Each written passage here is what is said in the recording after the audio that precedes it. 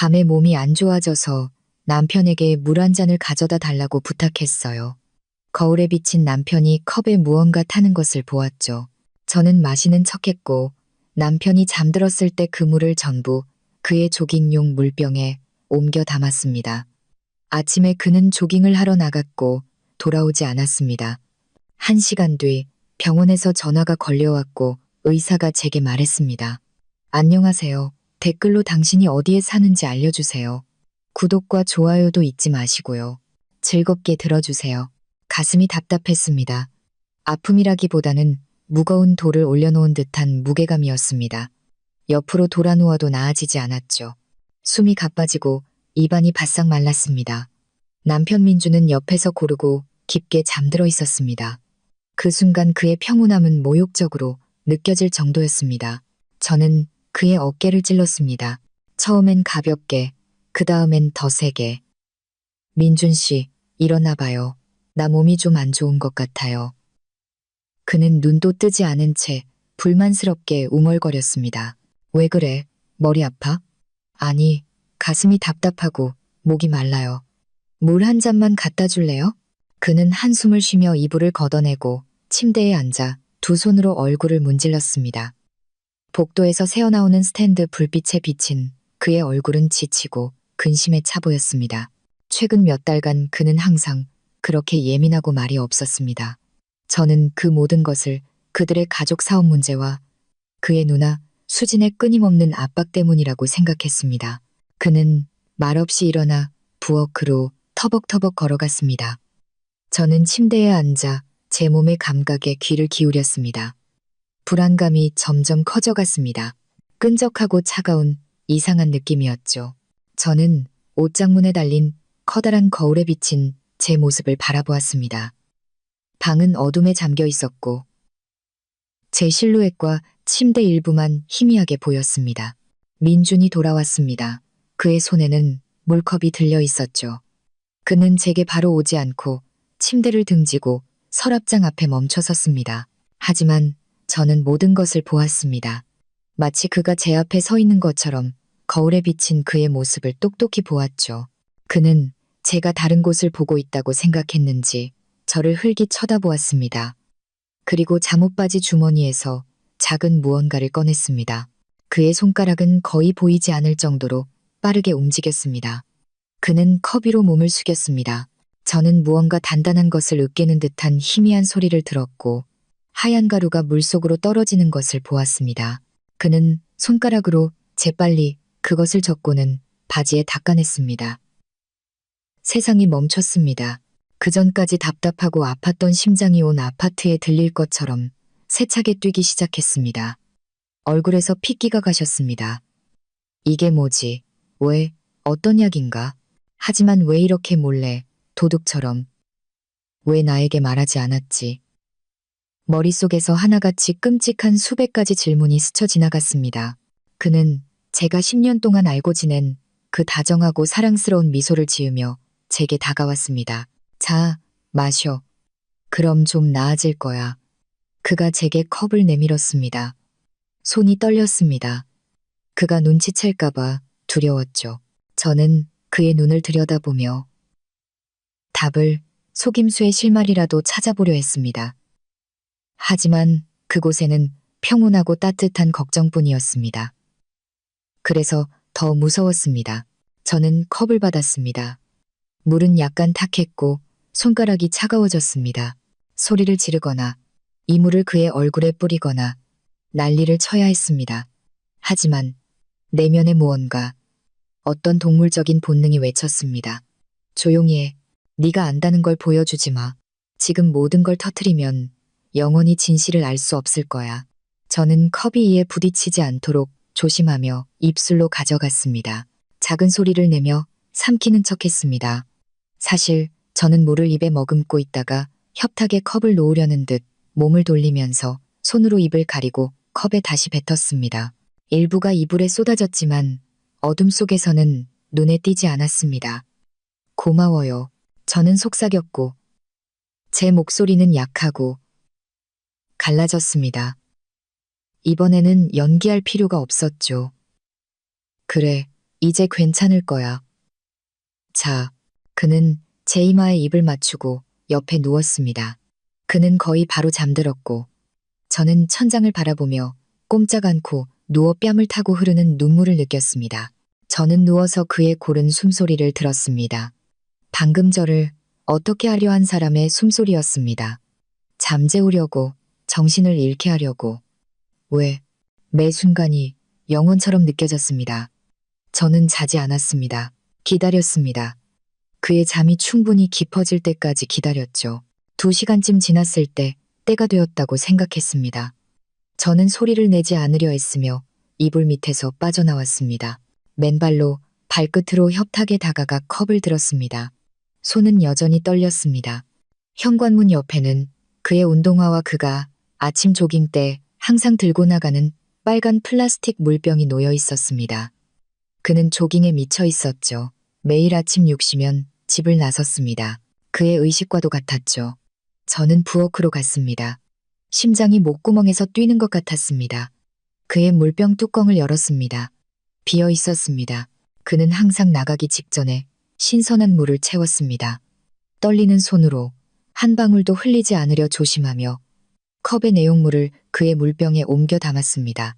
마지막 한 방울까지 모두, 그리고 뚜껑을 꽉 닫고 운동화 옆 제자리에 두었습니다. 모든 것이 평소와 같아 보였습니다. 침대로 돌아와 다시 잠든 척 했습니다. 잠이 오지 않았습니다.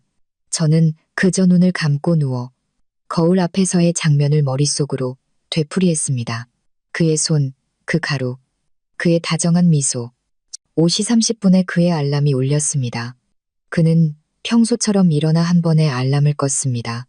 저는 눈을 뜨지 않았지만 그의 모든 움직임을 느낄 수 있었습니다. 그가 일어나 스트레칭을 하고 화장실에 가는 소리, 물소리, 그리고 운동복으로 갈아입는 소리, 부엌에서 냉장고를 열고 평소 마시던 요구르트를 마시는 소리, 그리고 복도에서의 발걸음 소리. 그가 물병을 들고 현관문 잠금쇠가 철컥하는 소리. 그는 떠났습니다. 정적. 아파트가 텅 비고 조용해졌습니다. 저는 눈을 뜨고 침대에 앉았습니다. 내가 무슨 짓을 한 거지? 만약 그게 무해한 수면제였다면, 그가 단지 나를 재워서 쉬게 하고 싶었던 거라면, 하지만 왜 그렇게 비밀스럽게? 아니야. 내 본능은 내가 옳은 일을 했다고 소리치고 있었습니다. 1시간이 지났습니다. 그는 보통 45분이면 돌아왔습니다. 저는 아파트를 이리저리 서성거리기 시작했습니다. 창가로 다가갔습니다. 거리는 이미 출근하는 사람들로 붐볐지만 그는 보이지 않았습니다. 30분이 더 지났습니다. 공포가 목구멍까지 차올랐습니다. 그의 번호를 누르기 시작했습니다. 긴 신호음. 아무도 받지 않았습니다. 저는 계속해서 전화를 걸었습니다. 소용없었죠. 그때 제 전화가 울렸습니다. 모르는 지역번호. 손이 차가워졌습니다. 저는 전화를 받았습니다. 박서연 씨, 맞으십니까? 엄격한 남자의 목소리가 물었습니다. 네, 접니다. 서울중앙병원입니다.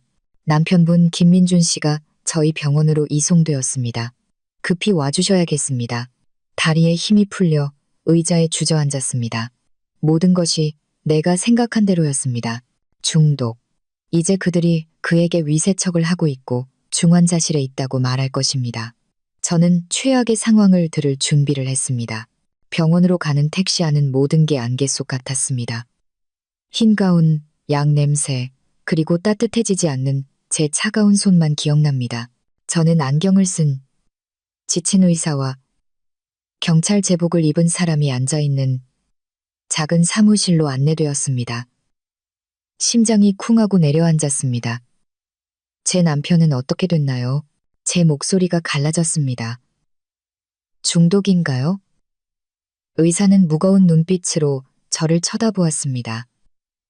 그의 말투는 동정심이 아니라 차갑고 거의 적대적이었습니다.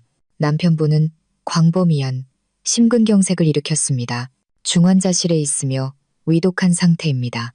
예후를 예측하기는 이릅니다. 심근경색, 믿을 수가 없었습니다. 그는 겨우 40살입니다. 황소처럼 건강했죠. 그의 조깅, 건강한 식단. 어떻게 이런 일이. 의사는 경찰을 쳐다보고는 다시 저를 보았습니다. 심근경색은 강력한 각성제를 과다 복용한 것에 의해 유발된 것으로 보입니다. 하지만 주된 원인은 선천성 심장 판막 질환입니다. 너무 심각해서 어떤 과도한 운동이나 자극적인 물질도 치명적일 수 있었습니다. 알고 계셨어야 합니다. 이런 진단을 받은 사람은 극도로 조심해야 합니다. 저는 아무것도 이해하지 못한 채 그를 쳐다보았습니다. 선천성 심장 판막 질환이라고요? 민준 씨가? 저는 그와 10년 동안 살았습니다. 그는 단 한 번도, 단 한마디도 어떤 질병에 대해 언급한 적이 없었습니다. 그는 직장을 위한 건강검진도 받았고 운동도 했습니다. 뭔가 착오가 있는 게 틀림없어요. 그 순간 사무실 문이 거칠게 열리고 문지방에 그의 누나 수진이 나타났습니다. 언제나처럼 흠잡을 데 없는 회색 정장에 완벽한 헤어스타일. 그녀는 제게 눈길조차 주지 않았습니다. 그녀의 눈은 슬픔으로 가득 차 있었지만 그 슬픔은 어딘가 과장되고 연극 같았습니다. 그녀는 경찰에게 똑바로 다가갔습니다. 그녀의 목소리는 칼처럼 사무실의 정적을 갈랐습니다. 그녀는 알고 있었어요. 수지는 처음으로 얼음 같은 증오심으로 저를 쳐다보며 제 쪽으로 고개를 까딱했습니다. 제가 직접 경고했어요. 마지막 검사 후에 그가 얼마나 약해졌는지. 이건 부주의가 아니에요. 고의적인 행동입니다. 세상이 무너졌습니다. 수진의 말은 사형 선고처럼 들렸습니다.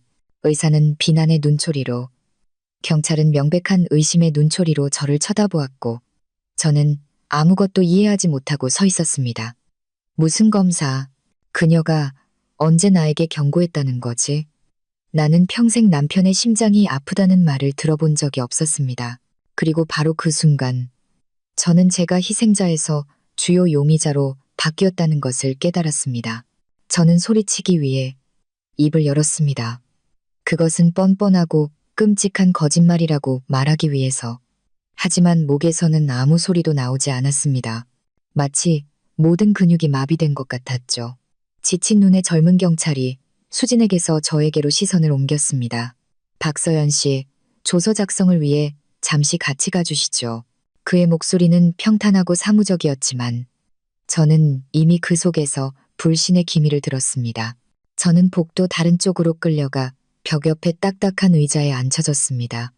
흰 가운을 입은 사람들이 호기심 어린 눈초리로 저를 쳐다보며 지나갔습니다. 저는 이미 유죄 판결을 받은 범죄자처럼 박물관의 전시품이 된 기분이었습니다. 경찰이 수첩을 꺼냈습니다. 마지막으로 남편을 본 게 언제입니까? 오늘 아침에요. 조깅하러 나갔어요. 제 목소리는 낯설고 쉬어 있었습니다. 몇 시에? 6시요. 평소처럼요. 그 전날 몸이 안 좋다고 했습니까? 아니요. 그러니까 밤에 몸이 안 좋아져서 물을 가져다 달라고 했어요. 저는 말을 멈췄습니다. 물병. 그게 핵심이었습니다. 하지만 수진의 말을 들은 후에 어떻게 제가 본 것을, 민준이 컵에 무언가를 타는 것을 보고 그걸 그의 물병에 옮겨 담았다고 사실대로 말할 수 있겠습니까? 그건 자백처럼 들릴 것입니다. 최근에 다툰 적 있습니까? 아니요. 평소보다 더 하진 않았어요. 누구나 의견 차이는 있으니까요. 그 순간 수진이 다시 나타났습니다. 그녀는 자판기에서 뽑은 커피를 경찰에게 건넸습니다. 그녀의 눈은 빨갰지만 얼굴은 여전히 굳고 침착했습니다.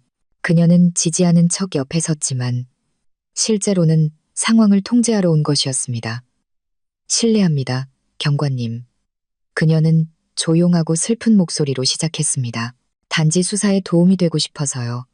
제 동생은 최근 몇 달간 매우 우울해했어요.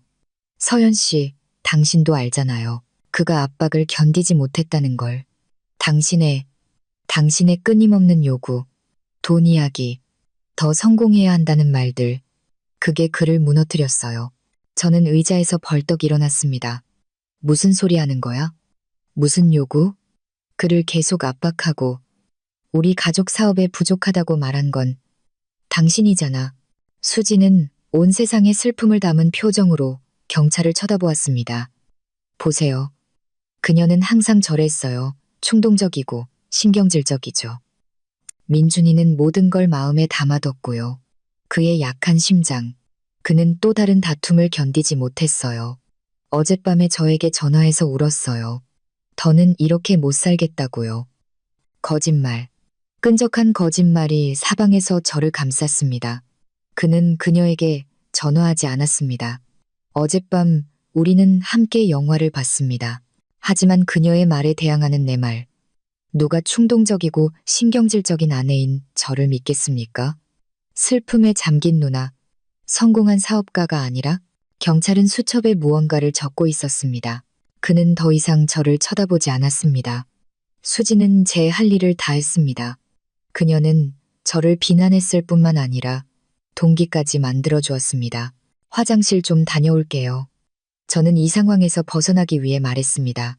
경찰이 고개를 끄덕였습니다. 수지는 어떤 증오보다 더 무서운 동정적인 시선으로 저를 배웅했습니다. 몇 걸음 떨어진 곳에서 저는 찾고 있던 것을 발견했습니다. 간호사 스테이션 옆벽에 민준의 스포츠 가방이 놓여 있었습니다. 그가 항상 가지고 다니던 바로 그 가방.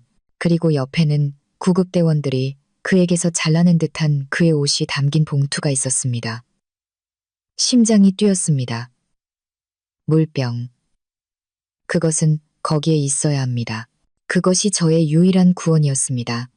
만약 그 안에서 그 물질이 발견된다면 그것은 제가 아니라 그가 직접 넣었다는 것을 증명할 것입니다.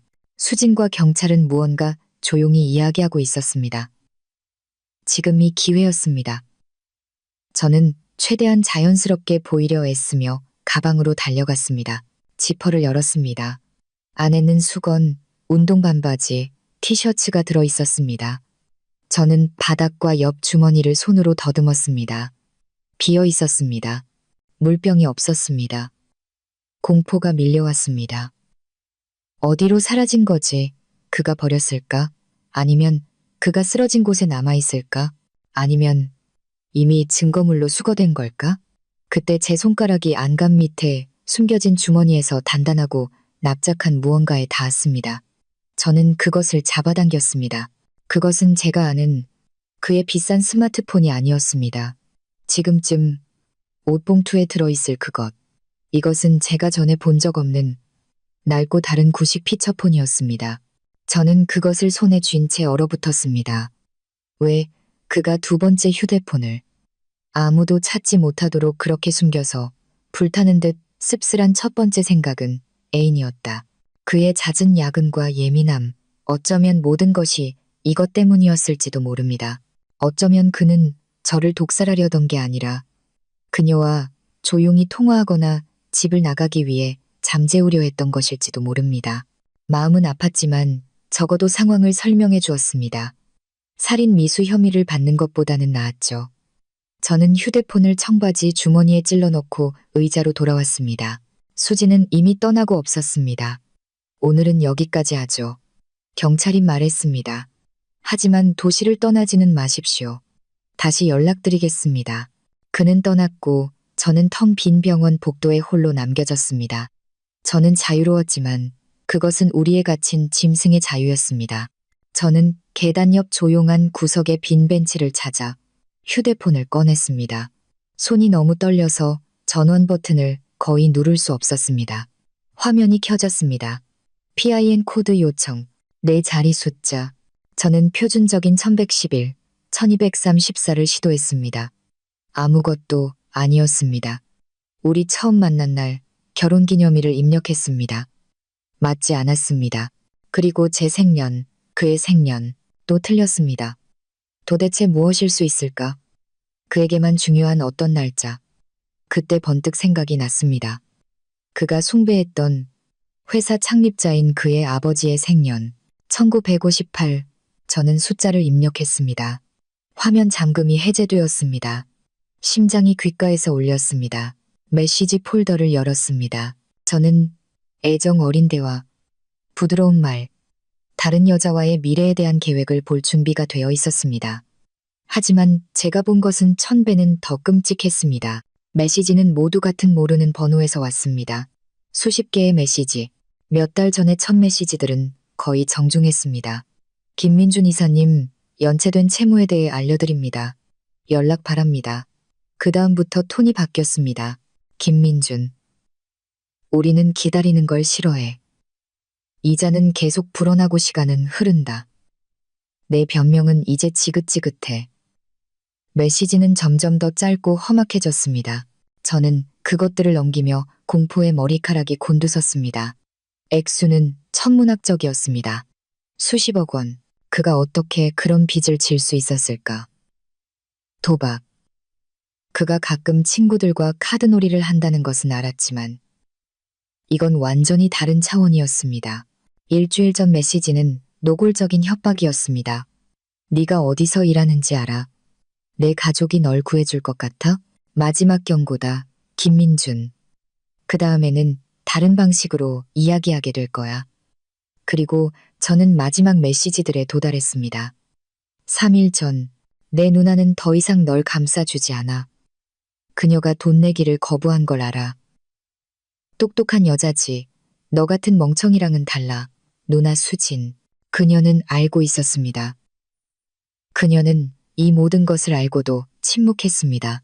그녀는 동생이 궁지에 몰리는 것을 지켜보면서 아무것도 하지 않았습니다. 저는 마지막 메시지를 열었습니다. 읽지 않음으로 표시되어 있었습니다.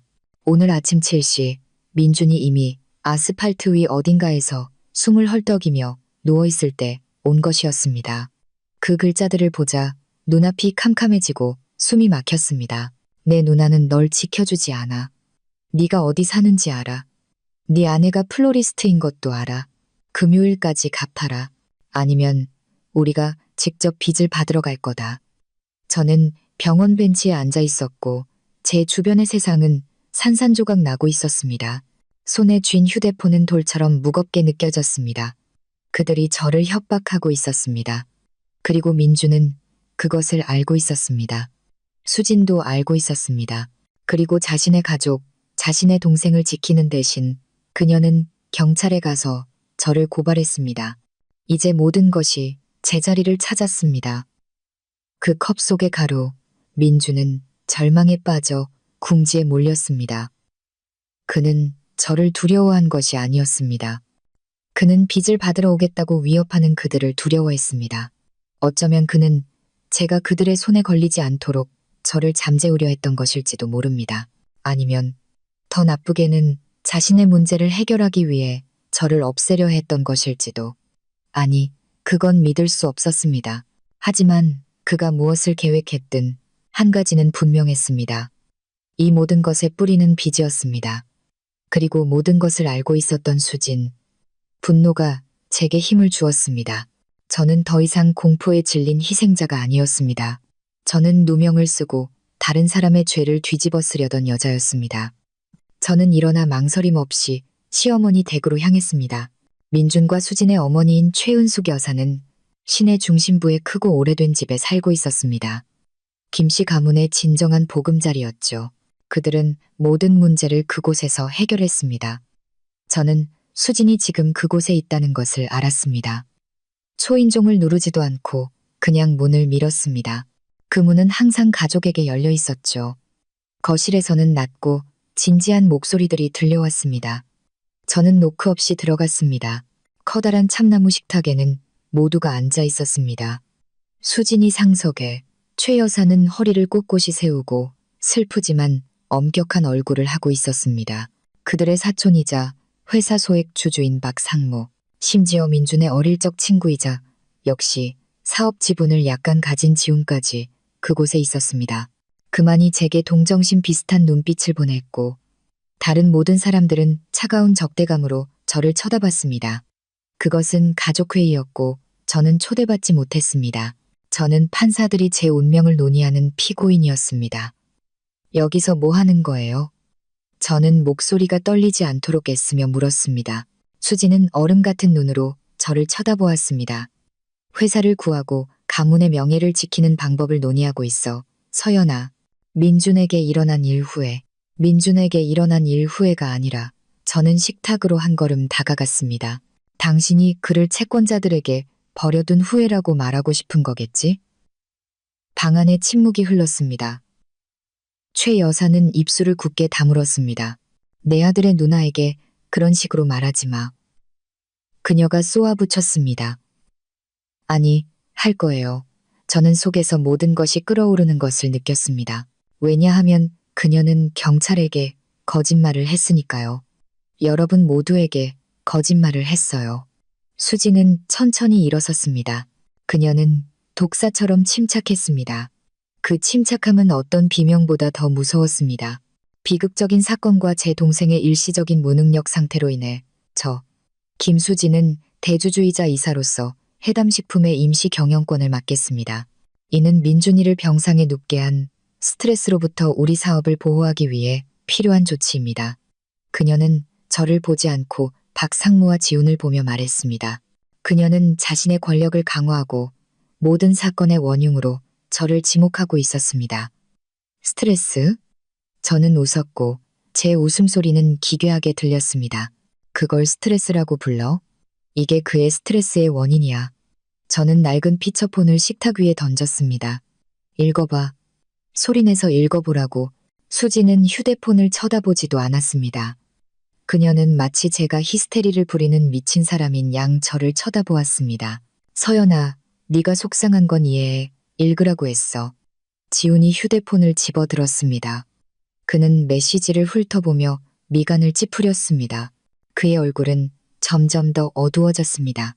여기 협박 메시지가 엄청난 돈을 갚으라고 하네요. 저는 모두를 창백한 시선으로 둘러보았습니다. 저는 그들이 충격을 받고 이 모든 것을 숨긴 수진에게 분노가 쏟아지기를 기대했습니다. 하지만 저는 그들의 얼굴에서 오직 동정심만을 보았습니다. 저를 향한 동정심. 수진은 마치 감당할 수 없는 짐을 짊어진 듯 깊은 한숨을 쉬었습니다. 그녀는 어머니를 그리고 삼촌을 쳐다보았습니다. 물론 알고 있었어요. 그녀는 조용하고 침착하게 말했습니다. 그에게 빚이 있다는 걸. 서연이가 그를 아주 위험한 사람들에게 소개해줬기 때문이죠. 제 심장이 멎었습니다. 이건 예상하지 못했습니다. 저는 어안이 벙벙했습니다. 방이 눈앞에서 흔들렸습니다. 뭐라고? 그녀는 항상 돈 문제가 있었어요. 수지는 그 자리에 있는 모든 사람들에게 조용하고 동정적인 어조로 계속 말했습니다. 분수에 맞게 사는 법을 몰랐죠. 명품 쇼핑, 비싼 선물, 민준이는 그녀의 어떤 부탁도 거절하지 못했어요. 그의 돈이 부족해지자 그녀는 그를 자신의 패거리, 자신의 세계로 끌어들였어요. 그녀가 말하는 동안 저는 친척들의 얼굴이 변하는 것을 보았습니다. 차가운 적대감은 이해하는 듯한 비난으로 바뀌었습니다. 그들은 그녀의 모든 말을 믿었습니다. 거짓말이야. 저는 소리쳤습니다. 나는 내 꽃집을 운영하고 있고 내 힘으로 먹고 살아. 그에게 돈 한 푼 더 달라고 한 적 없어. 그래? 수지는 거의 알아차릴 수 없을 정도로 비웃었습니다. 그녀는 값비싼 가죽 서류 가방에서 사진 한 장을 꺼내 식탁 위에 놓았습니다. 그럼 이건 누구지? 내 사업 파트너. 사진 속에는 제가 있었습니다.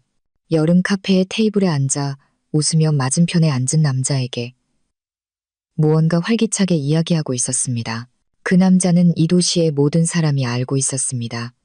그는 까마귀라는 별명을 가진 불법 도박장 소유주이자 사채업자인 배 사장이었습니다. 평판이 아주 나쁜 사람이었죠. 저는 사진을 보며 아무것도 이해할 수 없었습니다. 저는 그 남자를 평생 딱 한 번, 친구와 함께 갔던 어떤 도시 축제에서 스치듯 본 것이 전부였습니다. 저는 그와 한 테이블에 앉은 적이 없었습니다. 그것은 조잡한 합성이었지만 저에 대한 어떤 거짓말이든 믿을 준비가 된 이 사람들에게는 충분히 설득력이 있었습니다. 이건 조작이야. 저는 속삭였습니다. 난 그를 몰라. 수지는 그저 어깨를 으쓱했습니다. 사진은 거짓말을 하지 않아. 사실도 마찬가지고. 내 동생은 수십억의 빚을 졌고 그의 아내는 그 빚을 만든 사람과 즐거운 시간을 보내고 있지. 결론은 각자 내리도록 해. 그녀는 저에게 마지막 일격을 가했습니다. 그녀는 단지 자신을 방어한 것이 아니었습니다. 그녀는 모든 것을 뒤집어 엎고 저를 모든 불행의 근원으로 만들었습니다. 저는 시어머니 최 여사 쪽으로 몸을 돌렸습니다. 그녀의 눈에서 한 방울의 의심이라도, 한 줄기 상식의 빛이라도 찾고 싶었습니다.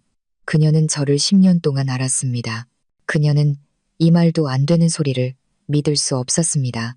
하지만 최 여사는 마치 저를 처음 보는 것처럼 순수하고 흐림없는 증오심으로 저를 쳐다보았습니다. 평소 그렇게 고고하고 무표정하던 그녀의 얼굴이 혐오감으로 일그러졌습니다. 그래, 너였구나. 그녀가 쉬익 소리를 냈습니다.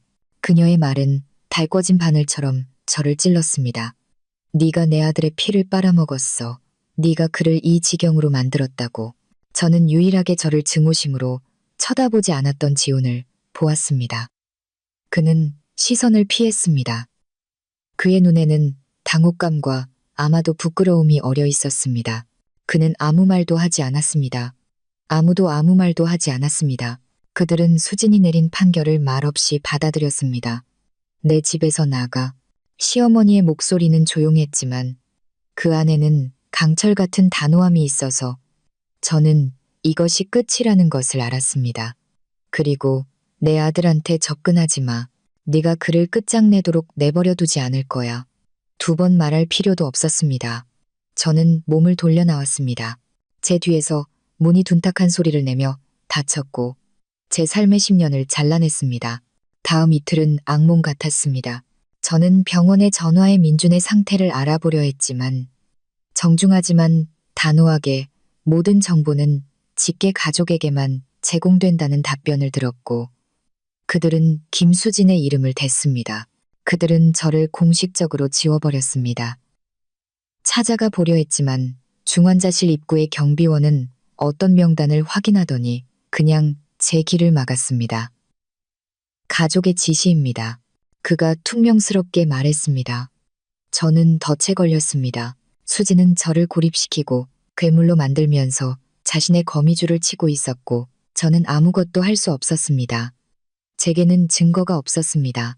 협박 메시지가 담긴 휴대폰은 그들의 눈에는 제 죄를 입증하는 것일 뿐이었습니다. 사진은 가짜였지만 수진에게 유리하게 작용했습니다. 제게는 사실 반박할 수 없는 무언가가 필요했습니다. 저는 그것을 어디서 찾아야 할지 알았습니다. 재무 기록. 만약 민준이 수십억 원을 잃었다면 그것은 어딘가에 기록되어 있어야 했습니다. 회사 계좌나 그의 개인 계좌에. 수지는 철권으로 사업을 운영했지만 민준은 공동 소유주로서 모든 문서에 접근할 수 있었습니다. 저는 그가 종종 집에서 보안 네트워크를 통해 일한다는 것을 알았습니다. 그의 업무용 컴퓨터 비밀번호를 알고 있었죠. 절박한 생각이었지만 다른 방법이 없었습니다. 저는 밤이 되기를 기다렸습니다. 해담식품 사무실 건물에는 경비원과 생산 라인의 야간 근무자들만 남는 시간, 저에게는 제 열쇠가 있었습니다. 민준이 만일을 대비해 예전에 준 것이었죠. 예전에는 가끔 퇴근 후 그에게 들러 저녁을 가져다 주곤 했습니다. 저는 차를 모퉁이에 주차해서 보이지 않게 했습니다. 사무실 건물의 유리문으로 다가갈 때 심장이 미친 듯이 뛰었습니다. 수백 번은 본 적 있는 나이든 야간 경비원이 저를 알아보았습니다. 사모님, 웬일로 이렇게 늦게? 아, 박 부장님. 민준 씨 서류를 좀 깜빡해서요. 저는 목소리가 차분하게 들리도록 애쓰며 거짓말을 했습니다. 그는 고개를 끄덕이고 개찰구를 열어주었습니다. 저는 그의 시선을 등 뒤로 느끼며 지나갔습니다. 엘리베이터는 저를 경영진이 있는 3층으로 올려주었습니다. 정적, 비상등만 켜진 어두운 복도, 제 열쇠로 민준의 사무실을 열고 컴퓨터를 켰습니다. 컴퓨터는 윙 소리를 내며 정적을 생기로 채웠습니다. 비밀번호를 입력했습니다. 바탕화면, 폴더들, 보고서, 계약서, 재무기록, 재무 폴더를 클릭할 때 손이 떨렸습니다. 지난 6개월간의 자금 흐름, 불일치, 알 수 없는 계좌로의 거액 이체 등 무엇이든 찾아야 했습니다. 첫 번째 파일을 열었을 때 복도에서 발소리가 들렸습니다. 빠르고 확신에 찬 한 사람의 발소리. 사무실 문이 활짝 열렸습니다. 문지방에는 수진이 서 있었고 그 뒤에는 보안팀 제복을 입은 건장한 남자 2명이 있었습니다. 그녀는 의기양양한 미소로 저를 쳐다보았습니다. 그녀는 저를 기다리고 있었습니다. 제가 올 줄 알았던 거죠. 뭘 찾고 있니, 서연아? 그녀의 목소리는 독처럼 달콤했습니다. 저는 쥐덫에 걸렸다는 것을 깨닫고 말없이 그녀를 쳐다보았습니다. 나, 민준 씨 물건 가지러 왔어요. 밤에 그의 재무서류 안에서. 별로 설득력 없는데. 넌 흔적을 지울 방법을 찾고 있는 거겠지. 네가 내 동생에게서 빼돌린 돈이 어디로 갔는지 찾아서 그 데이터를 파괴하려는 거잖아. 그걸 파괴하는 건 당신이잖아. 저는 소리쳤습니다. 당신이 진실을 숨기고 있어. 그녀는 웃었습니다. 이봐요. 그녀는 경비원들에게 말했습니다. 이분 좀 모셔다 드려요. 이분은 더 이상 여기서 일하지 않아요. 그리고 보아하니 회사 기밀 정보를 훔치려는 것 같군요. 그들이 제게 다가왔습니다. 한 명이 제 팔꿈치를 잡았습니다. 거칠지는 않았지만 매우 단단하게. 저는 저항하지 않았습니다. 소용없는 짓이었죠.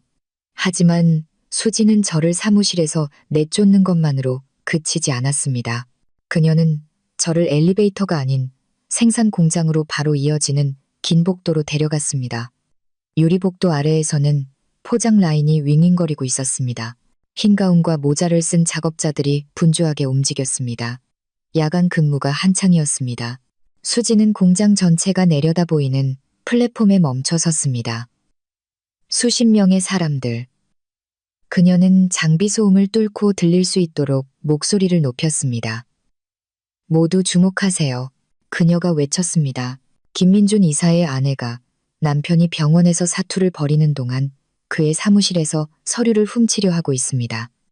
아래에 있던 모든 머리가 올라왔습니다. 모두가 2명의 경비원에게 팔이 잡힌 저를 쳐다보았습니다. 저는 그들의 눈에서 놀라움, 비난, 호기심을 보았습니다. 수치심으로 얼굴이 붉어지는 것을 느꼈습니다. 이것은 공개적인 굴욕이었습니다. 계산되고 잔인하며 모욕적인. 그녀는 저를 쫓아냈을 뿐만 아니라 저를 알고 존경했던 사람들 앞에서 제 평판을 파괴했습니다. 경비원들은 저를 밖으로 끌어내고 제 뒤에서 문을 쾅 닫았습니다. 저는 가로등 불빛 아래 텅 빈 주차장에 홀로 남겨졌습니다. 망가지고 망신당하고 패배한 채로 저는 자동 조종 모드로 집까지 운전했습니다. 빗방울이 떨어지기 시작했고 눈물은 빗물과 섞여 뺨을 타고 흘렀습니다. 현관 앞에 차를 세우고 그냥 멍하니 한 곳을 응시하며 앉아 있었습니다. 나갈 힘조차 없었습니다. 모든 것이 끝났습니다. 제 결백을 증명할 기회는 단 하나도 남지 않았습니다. 바로 그때 옆에 차 한 대가 부드럽게 멈춰 섰습니다. 저는 신경 쓰지 않았지만 문이 열리고 민준의 친구 지훈이 내렸습니다. 그는 제 차로 빠르게 다가와 창문을 두드렸습니다. 제가 창문을 내렸습니다. 서연 씨, 그는 계속 주위를 둘러보며 빠르고 낮은 목소리로 말했습니다. 그녀가 한 짓 봤어요. 끔찍했어요. 저는 침묵했습니다. 그에게 무슨 말을 할 수 있었을까요? 있잖아요. 저는 그녀 말을 한마디도 믿지 않아요. 민준이는 그녀를 두려워했어요. 최근 몇 주간 제정신이 아니었고 저도 그녀를 믿지 않아요. 어제 그녀는 아주 유리한 납품 계약에서 저를 제외시키는 일을 꾸몄어요. 민준이 상태를 핑계로요. 그녀는 사업을 구하는 게 아니라 자기 것으로 만들고 있어요. 그는 제가 이미 이해하고 있던 것을 말하고 있었습니다. 하지만 다른 사람에게서 그 말을 듣는 것은 중요했습니다. 왜 저한테 이런 말을 하는 거예요? 저는 생기 없는 목소리로 물었습니다. 그는 다시 주위를 둘러보고는 몸을 더 숙여 제 손에 무언가를 빠르게 쥐어주었습니다. 차가운 금속. 민준이가 지난주에 이걸 저한테 줬어요. 그의 목소리는 긴장되어 있었습니다. 그가 말했어요. 만약 자신에게 무슨 일이 생기면 이걸 당신에게, 오직 당신에게만 전해주라고요. 제가 손바닥을 폈습니다. 그 위에는 작고 낡은 열쇠가 놓여 있었습니다. 구 동서울 버스터미널의 물품 보관함 열쇠예요. 지훈은 더 이상 아무 말도 하지 않았습니다. 그는 그저 고개를 끄덕이고는 차에 타서 떠났습니다. 그리고 저는 이 작은 열쇠를 손에 쥔 채 앉아 있었습니다. 그것이 제게 남은 유일한 것이었습니다. 민준이 남긴 마지막 실마리. 만약 자신에게 무슨 일이 생기면 그는 무언가를 예감했던 것입니다. 그는 두려워했습니다. 그리고 그는 자신의 가족이 아닌 저를 믿었습니다. 이 생각은 제게 힘을 주었습니다. 30분 전에 겪었던 굴욕은 뒷전으로 밀려났습니다. 이제 제게는 목표가 생겼습니다. 저는 집으로 가지 않았습니다. 한밤중에 낡은 버스터미널로 가는 것은 어리석은 짓일 것입니다. 하지만 아침까지 기다릴 수도 없었습니다. 저는 제 꽃집으로 향했습니다. 그곳은 제가 안전하다고 느끼는 유일한 장소였습니다. 저의 작은 요새. 안에서 문을 잠그고 창고에 불을 켜고 흙포대와 빈 화분들 사이에 있는 의자에 앉았습니다. 저는 동이 틀 때까지 열쇠를 가슴에 품고 생각에 잠겨 앉아 있었습니다. 저는 그 보관함에서 무엇이든 찾을 수 있을 거라 기대했습니다. 그가 채권자들로부터 숨겨둔 돈다발, 그의 빚을 증명하는 서류, 어쩌면 어떤 고백, 설명, 제가 자신을 방어하는 데 사용할 수 있는 무언가. 도시가 깨어나기 시작하자마자 저는 이미 그곳에 있었습니다. 낡은 버스터미널, 도시 외곽에 있는 어둡고 반쯤 버려진 건물로 이제는 거의 아무도 사용하지 않았습니다. 물품 보관함은 가장 어둡고 깊숙한 구석에 있었습니다. 녹슨 사물함들, 녹록한 냄새. 저는 필요한 번호 141을 찾았습니다. 열쇠는 자물쇠에서 힘겹게 돌아갔습니다. 문이 삐걱거리며 열렸습니다. 안에는 돈도 서류도 없었습니다. 단 한 가지 물건만 놓여 있었습니다. 두꺼운 먼지로 덮인 신발 상자. 저는 그것을 꺼냈습니다. 무겁지 않았습니다. 저는 그곳에서 열지 않았습니다. 차에 앉아 몇 시간 만에 처음으로 제 삶의 주인이 된 기분을 느끼며 집으로 향했습니다. 집에서 저는 상자를 부엌 식탁 위에 놓았습니다.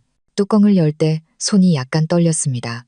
위에는 낡은 어릴 적 사진들이 놓여 있었습니다. 낚싯대를 든 어린 민준.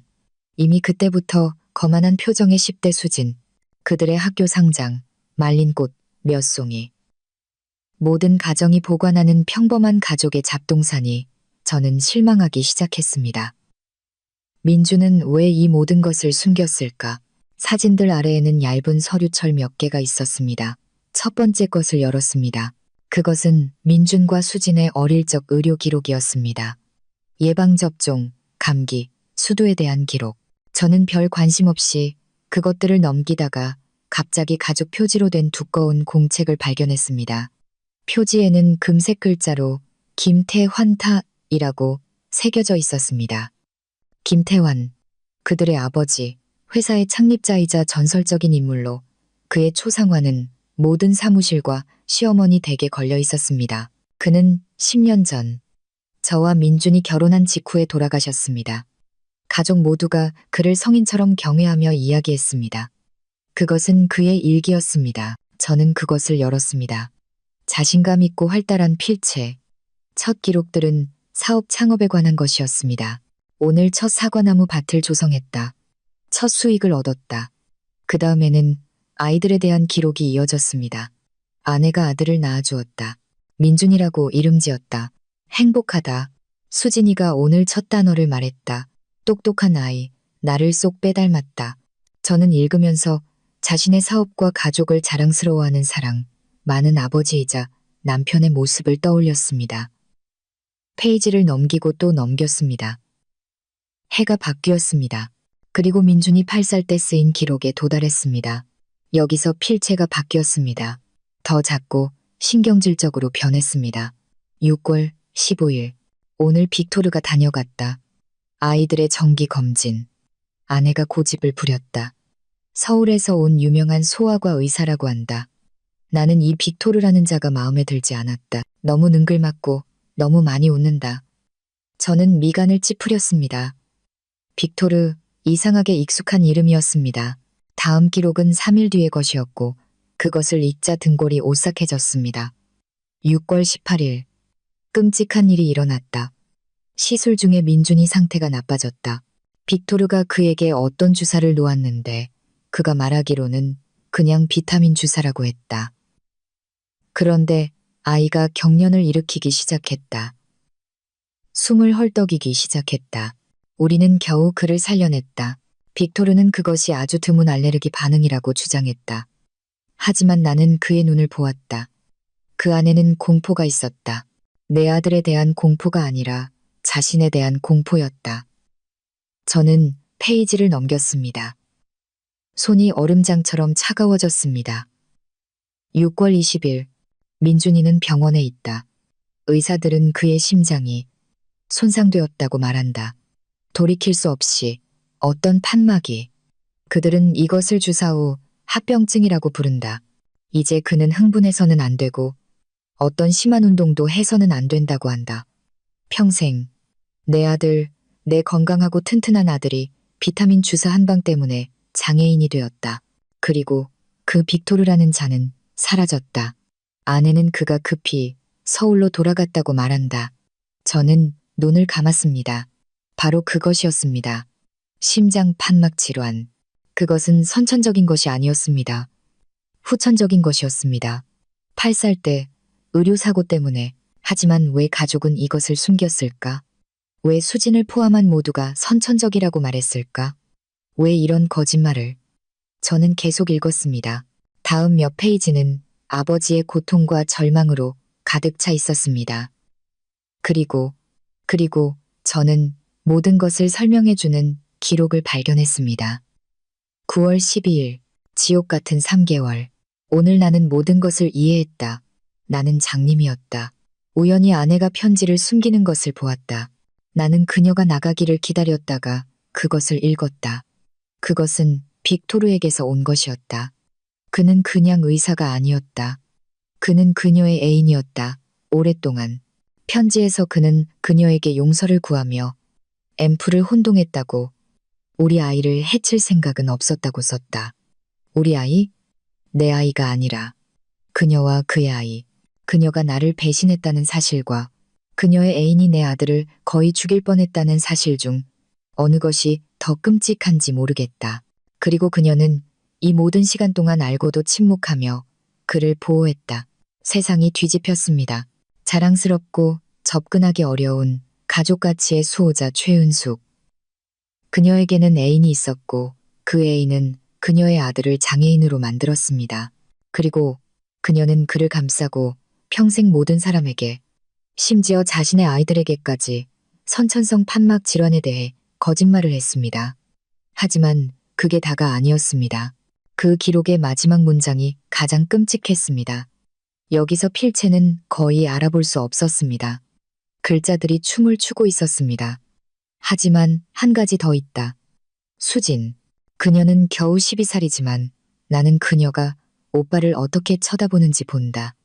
동정심이 아니라 차가운 호기심으로. 모든 일이 일어난 그날 그녀는 방에 있었다. 그녀는 모든 것을 보았다. 그리고 내가 그녀에게 무슨 일이 있었는지 물었을 때 그녀는 내 눈을 똑바로 쳐다보며 책을 읽고 있어서 아무것도 보지 못했다고 말했다. 그녀는 거짓말을 했다. 나는 안다. 그녀는 아주 쉽게 양심의 가책 없이 거짓말을 한다. 그녀의 눈에는 후회의 기색이 전혀 없. 그리고 그것이 아내의 배신보다 나를 더 두렵게 한다. 저는 일기를 덮었습니다. 손은 떨리지 않았습니다. 얼음처럼 차가웠습니다. 공포, 굴욕, 절망 같은 모든 감정이 사라졌습니다. 그 자리에 화강암처럼 단단하고 차가운 공허함이 생겼습니다. 저는 제가 찾고 있던 것, 그리고 그 이상을 찾았습니다. 저는 김씨 가문 전체가 세워진 기초를 찾았습니다. 그리고 그 기초는 부패, 거짓말, 배신이었습니다. 민주는 제가 돈이나 그의 채권자들에 대한 약점을 찾도록 이 일기를 숨긴 것이 아니었습니다. 그는 저에게 무기를 남겼습니다. 그 자신의 가족에 대항할 무기, 그리고 이제 저는 그것을 어떻게 사용해야 할지 알았습니다. 제 목표는 수진이 아니었습니다. 그녀에 대해서는 모든 것이 분명했습니다. 차갑고 계산적이며 무자비했습니다. 그녀 자신의 아버지가 그녀가 겨우 12살일 때 그렇게 보았습니다. 제 목표는 최은숙 여사였습니다. 어머니, 가장, 거짓말 위에 자신의 삶을 세워 얼굴을 지킨 여자. 수진에 대한 그녀의 충성심이야말로 제 신우이를 무적으로 만드는 방패였습니다. 그리고 저는 그 방패를 산산조각 낼 작정이었습니다. 저는 일기를 가방에 넣었습니다. 그것은 시한폭탄처럼 그곳에 놓여 있었습니다. 저는 옷을 갈아입거나 몸단장을 하지 않았습니다. 저는 지친 얼굴과 불타는 눈으로 꽃집에서 밤을 보낸 그 옷차림 그대로 그녀에게 갔습니다. 시어머니 댁은 저를 침묵으로 맞았습니다. 저는 유령처럼 예전 집으로 돌아온 것처럼 다시 노크 없이 들어갔습니다. 그녀는 거실에 창을 등지고 높은 등받이의 큰 안락의자에 앉아 무언가 술을 놓고 있었습니다. 그녀는 우아한 밤색 실내복을 입고 있었습니다. 머리는 완벽하게 정돈되어 있었습니다. 위엄과 평온의 화신. 벽에는 그녀의 남편 김태환의 초상화가 걸려 있었습니다. 그는 모든 캔버스에서 젊고 전성기이며 늙고 현명한 모습으로 쳐다보고 있었습니다. 그는 자신을 배신하고 아들을 불구로 만든 아내를 쳐다보고 있었습니다. 제가 들어가자 최 여사는 고개를 들었습니다. 그녀의 얼굴은 흔들리지 않았습니다. 내 말이 분명했을 텐데 그녀는 차갑게 말했습니다. 넌 여기서 환영받지 못해. 드릴 말씀이 있습니다. 저는 대답했습니다. 제 목소리는 놀랍도록 평탄하게 들렸습니다. 우린 할 말 없어. 나가. 저는 방 중앙에 있는 식탁으로 다가가 가방에서 일기를 꺼내 광택나는 표면 위에 놓았습니다. 가죽 표지는 이 완벽한 방에서 이질적인 물건처럼 보였습니다. 최 여사는 일기를 그리고 저를 쳐다보았습니다. 그녀의 눈에 당혹감이 나타났습니다. 이게 뭐지? 이게 뭔지 아시잖아요. 제가 말했습니다. 모를 리가 없어요. 남편분의 일기입니다. 술을 놓던 그녀의 손이 멈췄습니다. 그녀는 천천히 수트를 의자 옆 작은 탁자에 놓았습니다. 그녀의 시선에 불안의 첫 그림자가 스쳤습니다. 어디서 났니? 민준이 물건이잖아. 훔쳤어. 그가 제게 남겼어요. 아마도 제가 마침내 진실을 알기를 바랐나 봐요. 당신 가족에 대한 진실. 그의 선천성 심장 판막 질환에 대한 진실이요. 저는 선천성이라는 단어를 힘주어 말했고 그녀는 움찔했습니다. 이제 그녀의 눈에는 분노뿐만 아니라 공포가 있었습니다. 거울에 비친 민준의 눈에서 보았던 바로 그 동물적인 공포. 무슨 말인지 모르겠구나. 그녀는 속삭였지만 입술이 하얗게 질렸습니다. 모르시겠다고요? 저는 일기를 해당 페이지에 폈습니다. 그럼 상기시켜드리죠. 6월 15일. 오늘 빅토르가 다녀갔다. 아이들의 정기검진. 아내가 고집을 부렸다. 이 이름 익숙하신가요? 최은숙 여사님? 빅토르. 서울에서 온 소아과 의사. 당신의 권위자. 그녀는 의자에서 벌떡 일어났습니다. 그녀의 얼굴이 일그러졌습니다. 감히 이 집에서 그의 이름을 입에 담지 마. 담을 겁니다. 제 목소리에 힘이 실렸습니다. 그의 이름을 담을 거예요. 왜냐하면 그 때문에, 당신의 더러운 불륜 때문에, 당신의 아들이 장애인이 되었으니까요. 당신의 애인이 앰플을 혼동했기 때문이죠. 닥쳐. 그녀는 소리쳤습니다. 그것은 분노의 비명이 아니었습니다. 절망의 비명이었습니다. 거짓말이야. 다 네가 꾸며낸 얘기야. 넌 내 남편의 명예를 더럽히고 우리 가족을 파괴하고 복수하려는 거야. 명예를 더럽힌다고요? 저는 웃었습니다. 네, 그는 모든 것을 알고 있었어요. 그는 당신의 배신을 알고 있었습니다. 여기, 읽어보세요. 저는 문장에 손가락을 찔렀습니다. 우연히 아내가 편지를 숨기는 것을 보았다. 그것은 빅토르에게서 온 것이었다. 그는 그냥 의사가 아니었다. 그는 그녀의 애인이었다. 그는 모든 것을 알고 평생 그것을 안고 살았습니다. 그리고 당신은 계속 거짓말을 했습니다.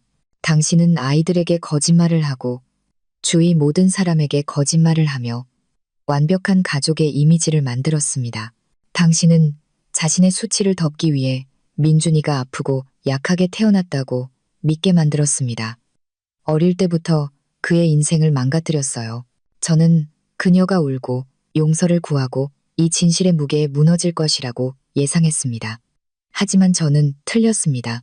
그녀의 눈에 있던 공포는 순수하고 흐림없는 분노로 바뀌었습니다. 그녀는 자신의 소굴을 지키는 암사자처럼 변했습니다. 쓰레기 같은 것. 그녀는 제게 바싹 다가서며 쉬익 소리를 냈습니다. 내까지 굴러온 돌이 꽃 파는 계집애가 몇 세대에 걸쳐 만들어 온 것을 파괴하도록 내버려 둘 것 같아? 내 남편은 위대한 사람이었고 너는 그의 신발에 묻은 진흙이야. 넌 그의 집에 서 있을 자격조차 없어. 이 집은 거짓말 위에 세워졌어요. 저는 더 이상 참지 않고 맞받아쳤습니다. 그리고 당신의 소중한 수진, 그 거짓말의 화신. 그분은 그녀도 꿰뚫어 보셨어요. 그녀를 두려워하셨다고요. 여기 당신의 성스러운 남편이 당신 딸에 대해 쓴 것을 들어보세요. 저는 다시 일기를 움켜쥐었습니다. 그녀는 겨우 12살이지만 나는 그녀가 오빠를 차가운 호기심으로 쳐다보는 것을 본다. 그녀는 거짓말을 했다. 나는 안다. 그녀는 아주 쉽게 양심의 가책 없이 거짓말을 한다. 그리고 그것이 아내의 배신보다 나를 더 두렵게 한다. 그것이 마지막 일격이었습니다. 수진에 대한 언급, 그녀의 완벽하고 강한 딸에 대한 비난이 그녀를 무너뜨렸습니다. 최은숙 여사의 얼굴에서 갑자기 핏기가 사라졌습니다. 분노는 사라지고 공황 상태의 공포의 표정으로 바뀌었습니다. 그녀는 가슴을 움켜쥐었고 입은 소리 없는 비명으로 열렸습니다. 그녀는 숨을 헐떡이기 시작했습니다. 해변에 버려진 물고기처럼 공기를 마시며 그녀가 헐떡였습니다. 잠시 동안 저는 얼어붙었지만 이내 인간적인 마음이 앞섰습니다. 저는 그녀에게 달려가 팔을 부축하고 의자에 다시 앉도록 도왔습니다. 그녀는 얼음장처럼 차가웠고 몸을 떨고 있었습니다. 이것은 단순한 발작이 아니었습니다. 무서운 무언가였습니다. 지금 구급차를 부를게요. 저는 탁자 위에 놓인 전화기로 손을 뻗었고 그 순간 그녀가 제 손을 잡았습니다. 그녀의 악력은 예상치 못하게 비인간적으로 강했습니다. 저는 빠져나가려 했지만 그럴 수 없었습니다. 그녀는 저를 죽으림을 다해 붙잡았습니다. 그녀의 눈은 크게 뜨여 있었지만 저를 보고 있지 않았습니다. 그녀는 저를 꿰뚫어 보고 제 등 뒤에 허공 어딘가를 보고 있었습니다. 마치 그곳에서 유령이라도 본 것처럼 그녀의 얼굴은 제가 이전에 본 어떤 것보다 100배는 더 강한 공포로 일그러졌습니다. 그리고 그녀는 날카롭고 절망적으로 목이 쉬도록 비명을 질렀습니다. 수진아, 그녀가 네가 한 짓을 알게 하지 마. 제발, 다시는 안 돼. 제발, 다시는. 그녀의 비명은 시작된 것처럼 갑작스럽게 끊겼습니다. 최 여사는 몸에 힘이 빠지고 눈이 뒤집혔고 제 손을 쥐고 있던 그녀의 손이 풀렸습니다. 저는 뒤로 물러섰습니다. 심장이 가슴에서 미친 듯이 뛰었습니다. 일기는 제 무릎에서 바닥으로 떨어져 수진에 대한 기록이 있는 페이지에서 펼쳐졌습니다. 저는 구급차를 불렀고 주소를 더듬으며 말했습니다. 그리고 거실 한가운데 서서 시어머니의 움직이지 않는 몸을 쳐다보았고 귓가에는 여전히 그녀의 마지막 말이 맴돌았습니다. 다시는 안 돼. 이것은 수진이 이미 무언가를, 그녀의 어머니가 알고 있는 끔찍한 무언가를 저질렀다는 것을 의미했습니다. 거짓말과 진실이 밝혀지는 것과 관련된 무언가. 그리고 이제 그녀는 자신의 오빠에게 그것을 반복했습니다. 저는 제가 실수했다는 것을 깨달았습니다. 저는 최 여사가 모든 것의 열쇠라고 그녀를 무너뜨리면 이길 수 있을 것이라고 생각했습니다. 하지만 저는 틀렸습니다. 최 여사는 단지 딸의 끔찍한 비밀을 지키는 법에 질린 수호자일 뿐이었습니다. 진짜 괴물은 수진이었습니다. 12살 때부터 차갑고 계산적이며 거짓말쟁이. 그리고 그녀는 단순한 거짓말쟁이가 아니었습니다. 그녀는 위험했습니다. 아버지는 그녀를 두려워했습니다. 어머니는 의식을 잃을 정도로 그녀를 두려워했습니다. 민주는 일기를 숨기며 퇴로를 준비할 정도로 그녀를 두려워했습니다. 구급대원들이 빨리 도착했습니다. 그들은 주사를 놓고 장비를 연결하며 최 여사 주위에서 분주하게 움직였습니다. 그들 중 한 명, 중년의 험상궂은 남자가 제게 물었습니다. 무슨 일이었습니까? 저희가 대화를 나누다가 갑자기 몸이 안 좋아지셨어요. 저는 진실을 말할 수 없어 대답했습니다. 심한 스트레스군요. 그가 단정했습니다. 모시고 가야겠습니다. 그들이 그녀를 들것에 실어 나갈 때 저는 바닥에서 일기를 집어 가방에 쑤셔 넣었습니다. 그것은 저의 유일한 무기였고 잃어버릴 수 없었습니다. 저는 거대하고 조용한 집에 홀로 남았습니다. 이제 그 집은 단지 낡은 것이 아니라 불길해 보였습니다. 수십 년 동안 거짓말이 쌓인 장소, 저는 떠나야 했습니다. 하지만 그 전에 수진이 정확히 무슨 짓을 했는지 알아야 했습니다. 최 여사의 말은 머릿속을 떠나지 않았지만 그것은 단지 과거의 메아리일 뿐이었습니다. 제게는 현재의 증거가 필요했습니다. 그리고 그 증거는 제 집에 옷장 안에 숨겨져 있었습니다. 물병. 제가 컵에 내용물을 옮겨 담았던 빨간 플라스틱 물병. 저는 집으로 달려갔습니다. 저는 최 여사나 이 집의 유령들로부터 도망치는 것이 아니었습니다. 저는 진실을 향해 달려가고 있었습니다. 모든 것의